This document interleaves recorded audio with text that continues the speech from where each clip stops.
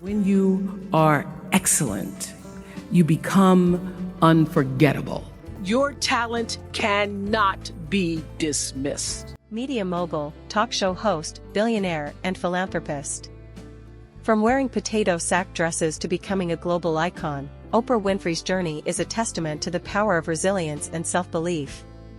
This is the incredible story of Oprah Winfrey, how a young girl from rural Mississippi broke every barrier in her path, transformed her pain into power, and become the most influential media mogul of her generation.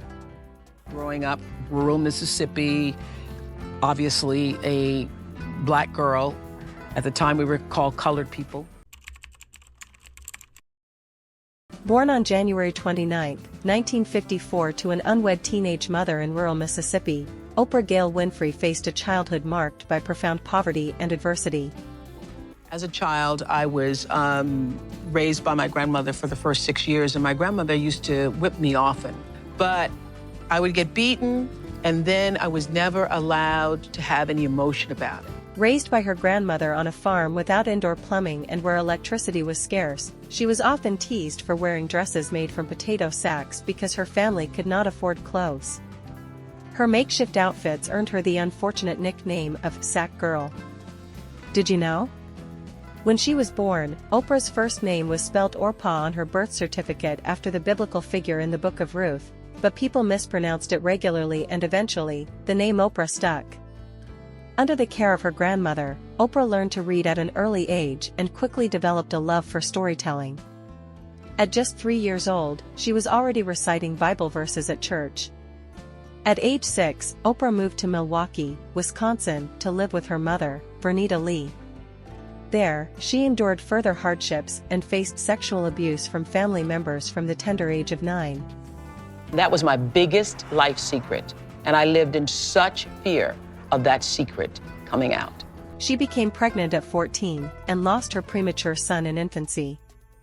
Decades later, during an appearance in Australia when she opened up about her painful past, Winfrey reportedly said, "I did have a son. And I named him Canaan because Canaan means new land, new life."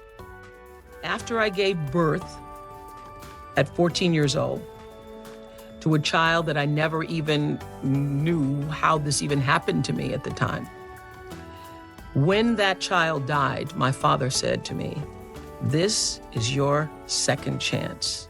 Despite her tough childhood, Oprah's indomitable spirit prevailed.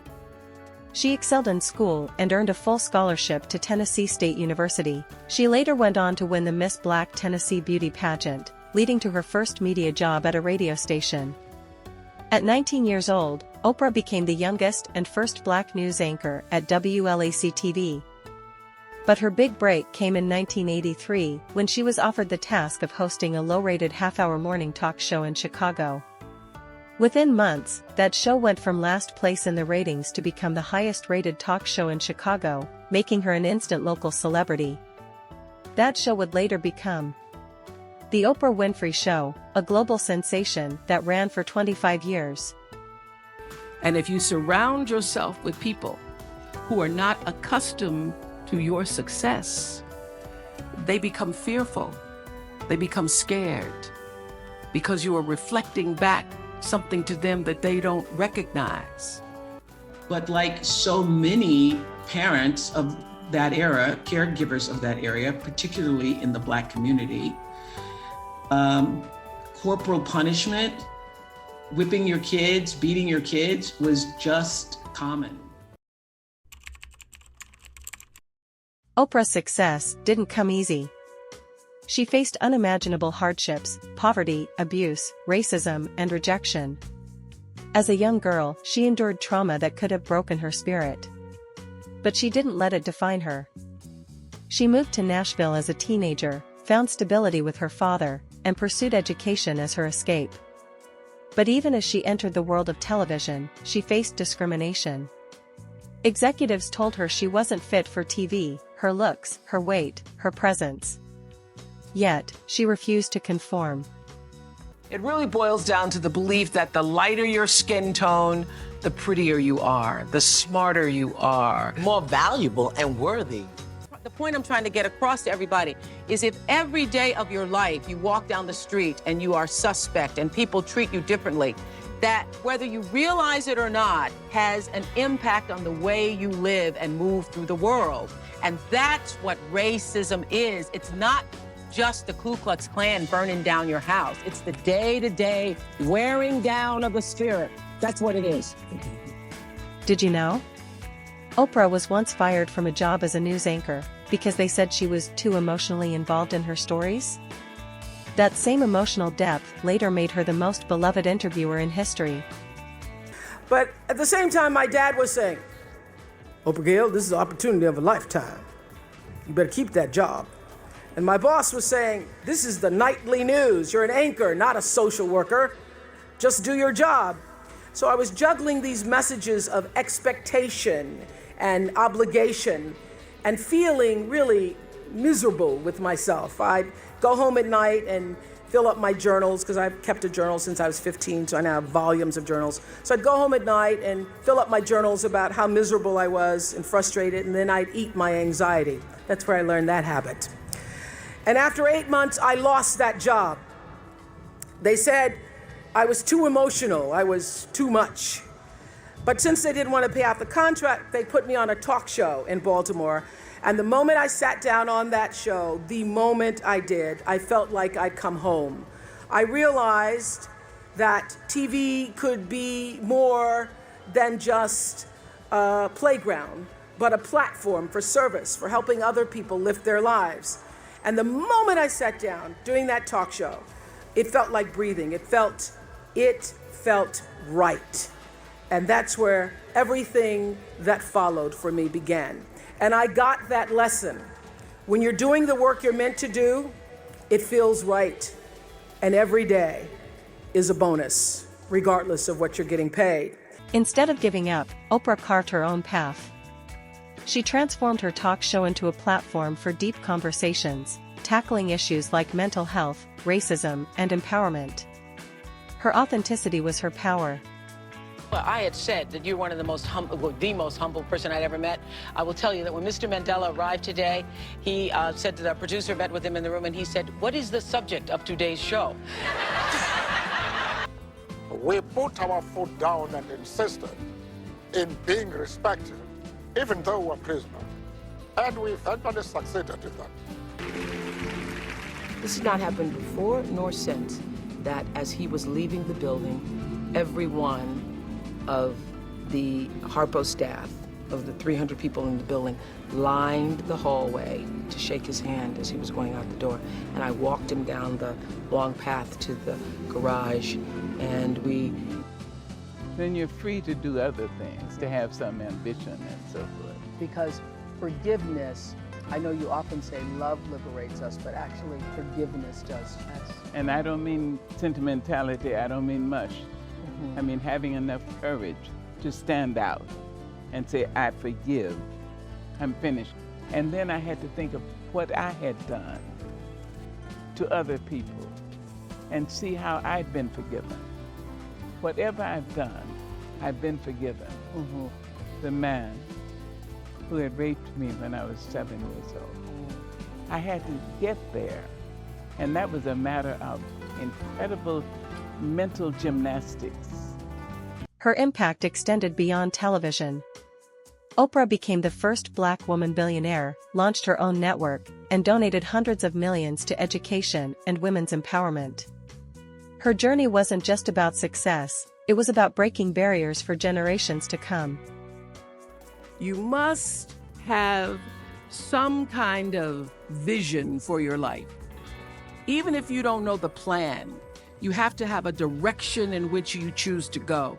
Oprah believes that every woman has the power to write her own story.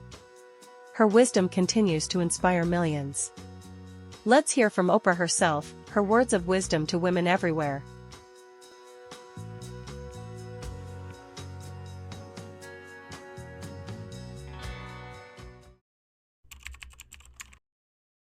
You're not defined by what somebody says is a failure for you, because failure is just there to point you in a different direction. The way through the challenge is to get still and ask yourself, what is the next right move? Not think about, oh, I got all of this stuff. What is the next right move? And then from that space, make the next right move and the next right move. And not to be overwhelmed by it, because you know your life is bigger than that one moment. You know you're not defined by what somebody says is a failure for you, because failure is just there to point you in a different direction. And that's all the time I got right now. Thoughts are the greatest vehicle to change power and success in the world. I truly believe that thoughts are the greatest vehicle to change power and success in the world. Everything begins with thoughts. I mean, the chairs that we're sitting in, the room that we're in, all started because somebody thought it. So I thought up The Color Purple for myself. I know this is going to sound strange to you. I read the book. I got so many copies of that book. I passed the book around to everybody I knew. If I was on the bus, I'd pass it out to people. And when I heard that there was going to be a movie, I started talking it up for myself. I didn't know Quincy Jones or Steven Spielberg or how on earth I would get in this movie. I'd never acted in my life, but I felt it so intensely that I had to be a part of that movie. I really do believe I created it for myself. I wanted it more than anything in the world and would have done anything to do it. Anything to do it. The truth is, you don't have anything to give that you don't have. So you have to keep your own self full. That's your job. You don't have anything to give that you don't have. So you need to keep your own self full. Fill yourself up and keep your cup full. That's your job. Only when I'm full will I have so much to offer and give. That's the number one thing you have to do, is to work on yourself and to fill yourself up and keep your cup full. Keep yourself full. Now, I used to be afraid of that. I used to be afraid, particularly from people who say, oh, she's so full of herself. She's so full of herself. And now I embrace it. I consider it a compliment that I am full of myself.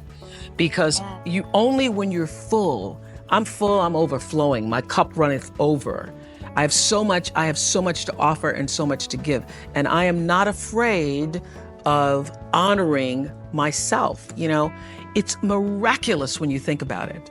For every action, there is an equal and opposite reaction. Which says, for every action, there's an equal and opposite reaction. And we showed that very beautifully in The Color Purple, when Miss Seeley says to Mr., everything you even try to do to me is already done to you. That is not just a rhetorical saying, that is law. That is Newton's third law of motion.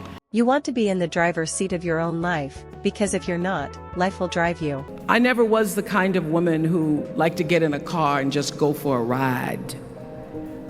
I had a boyfriend who would say, let's just go for a ride. I want to know, where are we going? Do we have a destination? Is there a plan, or are we just riding? What I've learned is that's a great metaphor for life. You want to be in the driver's seat of your own life, because if you're not, life will drive you. Oprah's words have inspired millions, but it's her actions, her relentless drive, her fearless authenticity, and her unwavering belief in the power of storytelling that have truly defined her legacy. Now, let's take a look at some of Oprah's most unforgettable moments that have shaped not just her career, but also the lives of those she's touched along the way. So I want all the girls watching here and now to know that a new day is on the horizon. And when... Open your boxes. Open your boxes. 1, 2, 3. You get a car! You get a car! You get a car! You get a car! You get a car! You get a car! You get a car! You get a car! Everybody gets a car! I won't say goodbye. I'll just say, until we meet again. To God be the glory. From a little girl in Mississippi to one of the most powerful women in the world, Oprah Winfrey's story proves that no matter where you come from, your future is yours to create. As the time of this video production, Oprah Winfrey's estimated net worth stands at $2.5 billion. Over its 25-year run, The Oprah Winfrey Show has aired 4,562 episodes, garnered 47 Daytime Emmy Awards, interviewed more than 22,000 guests, attracted between 12 and 13 million viewers daily in the US and broadcasted in 145 countries. She has rightfully earned the title Queen of All Media for her unparalleled influence in the entertainment industry. Hers is a story of hope, determination, and the power of believing in oneself. We hope it inspires you to chase your dreams, no matter where you start. But no matter what challenges or setbacks or disappointments you may encounter along the way, you will find true success and happiness if you have only one goal. There really is only one, and that is this: to fulfill the highest, most truthful expression of yourself as a human being. So, what's your favorite Oprah moment? Have you been inspired by her journey? Let me know in the comments below. If you found Oprah's story inspiring, don't forget to like, share, and subscribe to Women Wisdom 100 for more stories of incredible women around the world. Thanks for watching.